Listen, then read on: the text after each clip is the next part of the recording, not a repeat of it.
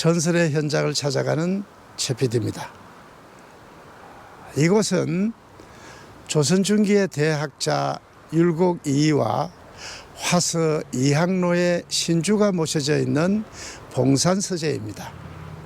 율곡 선생의 신주가 이곳에 모셔진 것은 봉산고리 율곡의 잉태지이기 때문입니다.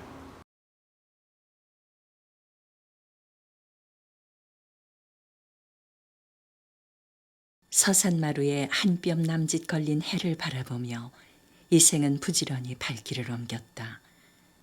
한양에서 과거 공부에 매진하고 있던 이생은 봉평에 거주하고 있는 부인이 그리워 낙향하고 있는 중이었다.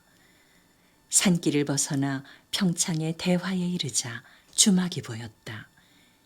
이미 날은 완전히 저물었고 다리는 천근만근 무거워 하룻밤 유하고 갈 수밖에 없었다. 이생이 사리문을 열고 들어서자 주모로 보이는 젊은 여인이 반색을 하면서 맞이하였다. 이런 시골 주막에 있기엔 아까운 미모였다. 아휴, 먼 길을 오셨나 봐요. 진지상을 봐올릴까요? 그저 잠이나 자고 갈까 하오. 한양에서 오시는 선비님이시가 본데 아유, 방이 누추해서 어쩌나? 주모는 걱정스럽다는 듯 이생의 기색을 살피며 방으로 안내했다. 선비님, 주무시옵니까? 잠자리에 들 준비를 하던 이생은 문 밖에서 들리는 인기척에 몸을 일으켰다. 어인일이요? 선비님 노독을 푸시라고 쇠내가 주한상을 준비했습니다. 언제 준비했는지 꽤 잘 차려진 주한상이었다. 쇠내가 담근 국화주의온데 시음 좀 해보시어요. 여인은 술잔을 두 손으로 받쳐들고 공손히 올렸다. 술잔을 받아들자 국향이 미각을 자극했다. 이생은 잔을 기울여 단숨에 술을 비웠다. 찌르르 술 기운이 온몸에 퍼지며 피곤이 일시에 풀리는 것 같았다. 이생이 빈 술잔을 놓기 무섭게 여인이 술을 채웠다. 술 취한 눈에 비친 그녀는 선녀같이 아름다웠다. 아이, 선비님, 저도 한 잔 주시어요. 여인은 촉촉히 젖은 눈빛으로 이생을 보며 술잔을 내밀었다. 이거 결례를 했소. 아짜.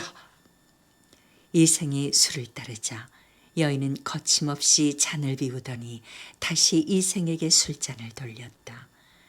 주거니 받거니 술잔이 몇 순배를 돌자 여인은 무너지듯 이생의 목을 안고 발그레 홍조 띤 뺨을 부비며 속삭였다. 선비님, 쇠내 소청이 있사옵니다. 왜 이러시오? 소청이 무엇이오?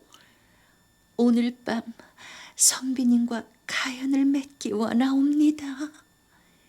여인은 교태 어린 신음소리를 내며 이생의 품을 파고들었다. 향긋한 여인의 분향에 아찔한 현기증을 느끼며 이생은 무너지려는 자신을 가까스로 지탱하고 있었다. 여인을 안아보는 것이 몇 년 만이든가. 몽롱해지는 의식 속에서 이생은 아내의 얼굴을 떠올렸다. 뜻을 이룰 때까진 돌아오지 마시고 오로지 학문에만 전념하시옵소서. 3년 전 한양으로 떠나올 때 눈물을 글썽이며 다짐을 두던 아내의 모습이 뇌를 스치자 이생은 와락 여인을 밀치고 일어났다. 미안하오. 급히 집에 가봐야겠소. 서둘러 행장을 수습한 이생이 주막 밖으로 나서자 여인은 붙잡을 생각도 못하고 흐느끼기만 했다. 어둠에 쌓인 산길을 이생은 이를 악물고 걸었다. 산짐승 울음소리도 그의 걸음을 멈추게 할 수는 없었다. 속히 가서 아내를 만나고 싶은 생각뿐이었다. 땀투성이가 돼 대문간을 들어서는 이생을 보고 부인은 기함할 듯이 놀랐다. 서방님, 이게 웬일이십니까? 당신이 보고 싶어 견딜 수가 없었소. 아니, 그렇다고 야심한 밤중에 맹수들이 출몰하는 그 험한 죄를 혼자 넘어오셨다는 말입니까?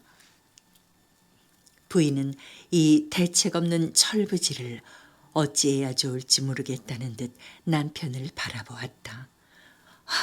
어서 들어가셔요.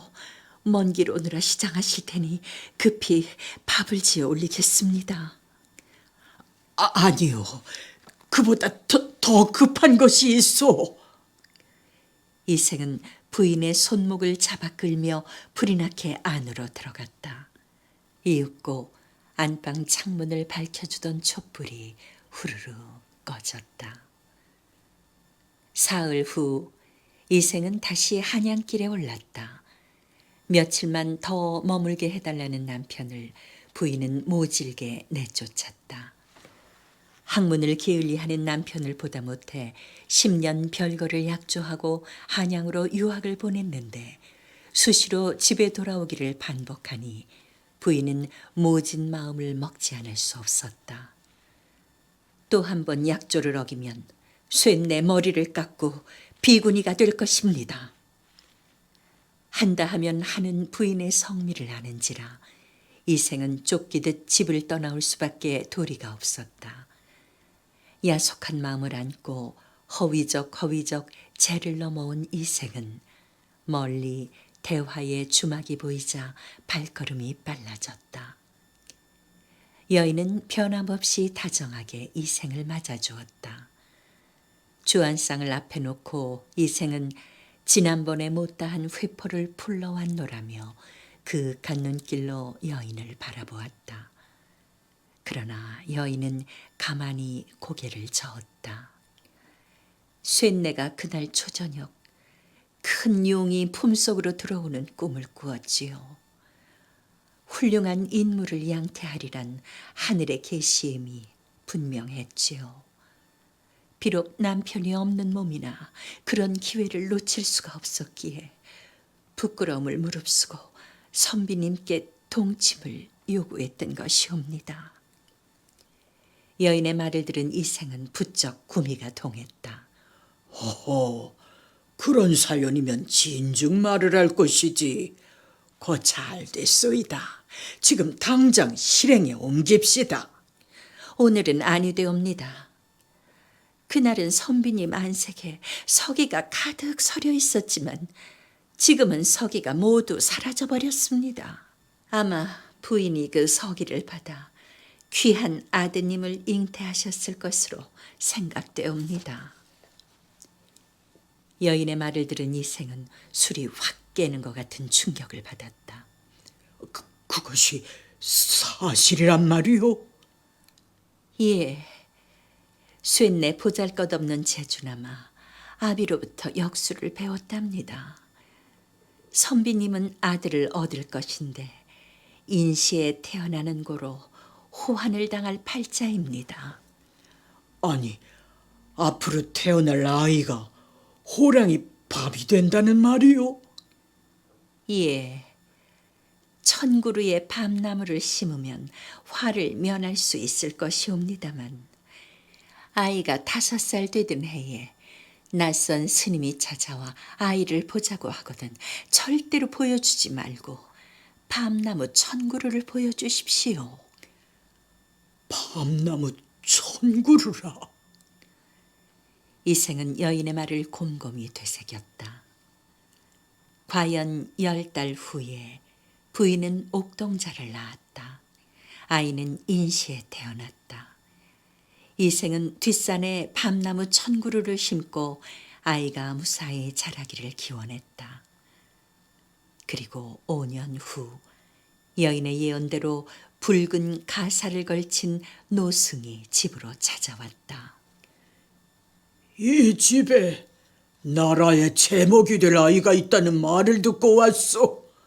그 아이를 좀 보여주시오.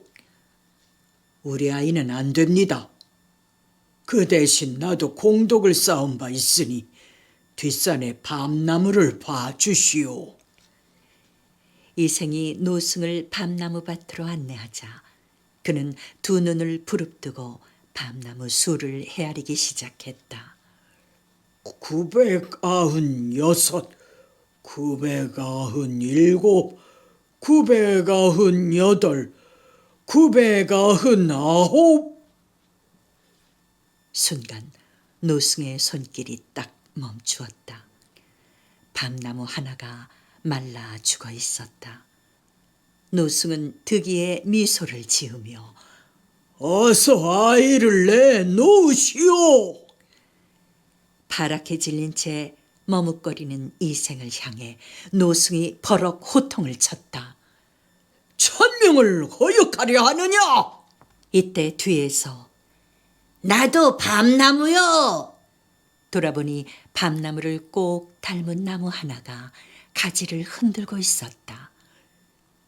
이럴 수가. 하늘을 우러러보며 장탄식을 하던 노승은 일순 커다란 호랑이로 변하더니 어디로인가 사라지고 말았다. 이때부터 이 나무를 나도 밤나무라고 부르고 사람을 살린 활인수라고 귀하게 여겼다. 이렇게 호환을 면한 아이가 바로 조선 최고의 천재라 불리던 이율곡 선생이라고 하며 이생은 율곡에 붙인 이원수공 그리고 부인은 사임당 신씨였다. 바로 이곳이 율곡 선생의 잉태지 판관대입니다.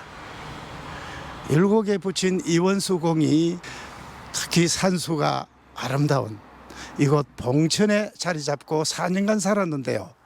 바로 이곳에 있던 집에서 이원수공과 신사임당이 율곡을 잉태하게 된 것이라고 합니다. 이원수공의 벼슬이 판관이었기 때문에 오늘까지 이곳을 판관대라고 부르게 되었습니다.